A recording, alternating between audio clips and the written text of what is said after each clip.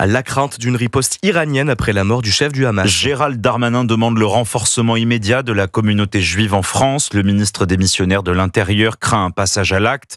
Après ce jour de colère décrété par les terroristes du Hamas pour se venger de la mort de leur chef, Ismaël Haniyeh, tué à Téhéran dans une frappe attribuée à Israël. Retrouvons notre correspondante Europe 1 en Israël en état d'alerte, Ariane Ménage.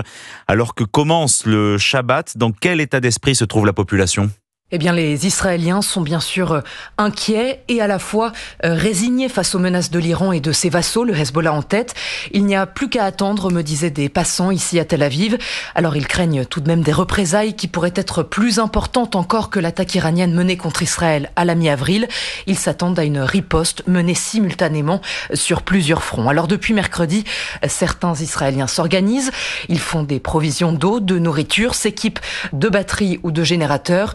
Aujourd'hui, les ministres du gouvernement israélien ont également chacun reçu des téléphones cellulaires qui peuvent donc fonctionner même en cas de frappe sur des infrastructures de communication. L'armée a, elle, renforcé les effectifs de sa défense aérienne, mais elle n'a, à ce stade, toujours pas mis à jour les consignes de sécurité à la population. Le Quai d'Orsay appelle de son côté les Français de passage en Iran à quitter le pays au plus tôt en raison du risque aggravé d'escalade militaire dans la région.